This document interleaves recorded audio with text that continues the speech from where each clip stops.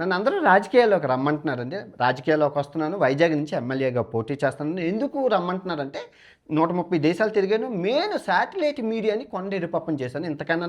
ఇంతకన్నా తెలివైనోడు మన తెలుగు రాష్ట్రాల్లో లేరని అంటున్నారు. ఓకే. నేనొస్తే ఏం చేస్తానో మీకు చెప్తే మీరు షాక్ అవుతారు. అయితే ఫస్ట్ మనం ఇండియా వచ్చేస్తాను. ఇండియా వచ్చేసి ఒక పార్టీ యొక్క కండువా కప్పుకుంటాను. ఒక పార్టీ కండువా కప్పేసుకున్నాక ఇంక మనకి ఎక్కడలేని పవర్ వస్తుంది. సో మీటప్ పెడతాను ఫస్ట్. మీటప్ పెడతాను. ఎందుకంటే విదేశాల్లో మనకు 2000 మంది 3000 మంది వచ్చినప్పుడు వైజాగ్లో మీటప్ పెడితే అట్లీస్ట్ 50,000 మంది ఎందుకు వస్తారంటే బిర్యానీ పెడతాను, రసమలై పెడతాను, ఐఫోన్ గిఫ్ట్లు ఇస్తాను, ఒక 100 ఐఫోన్లు. ఇదంతా పార్టీ ఫండ్. ఓకే. వచ్చి రాగానే మీరు మీటప్కి వస్తారు, అయిపోతుంది. అయితే మీటప్లోని బిర్యానీలోని అమెజాన్ అడవుల నుంచి తెచ్చిన కాలకోట సర్పనాగు అది కలిపేస్తాను.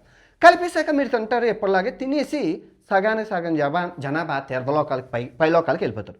సో ఇక్కడ రాజకీయం స్టార్ట్ అవుతుంది. అయితే ఇప్పుడు ఇదంతా ప్రతిపక్షం చేసిందని వాళ్ళ మీద నిందేసేసి అక్కడి నుంచి ప్రచారం చేసుకొని సింపతి రాజకీయం చేసి ఎమ్మెల్యే అయిపోతాను. ఎమ్మెల్యే అయిపోయినంటే మీకు ఎక్కడా లేని ప్రాబ్లంలు క్రియేట్ చేస్తాను. ఎందుకు క్రియేట్ చేస్తానంటే అదే నా వృత్తి. అంటే మీకు ప్రాబ్లంలు సమస్యలు పరిష్కరించడానికి రాలేదు, సమస్యలు సృష్టించడానికి వచ్చాను. వందలాది సమస్యలు క్రియేట్ చేస్తాను.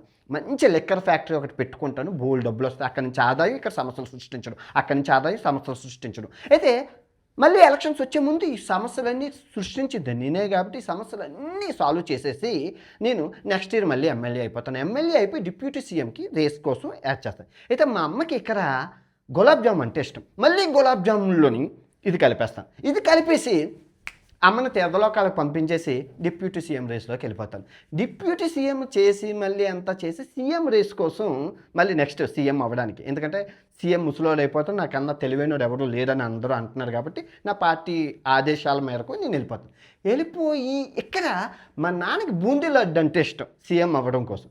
మళ్ళీ నాన్నకి బూందీ లడ్డులోని అమెజాన్ అడవుల నుంచి తెచ్చిన కాలకోట కలిపేసి వెంటనే సీఎం అయిపోతాను. వన్స్ సీఎం అయిపోయాక నేను ఎవరికి ఇవ్వను అంతే. ఎందుకంటే పవర్ఫుల్ నా దగ్గర ఉంది. ఓటు నోట్లు అన్నీ మార్చేసి మ్యాజిక్ చేసేసి వచ్చేసాను.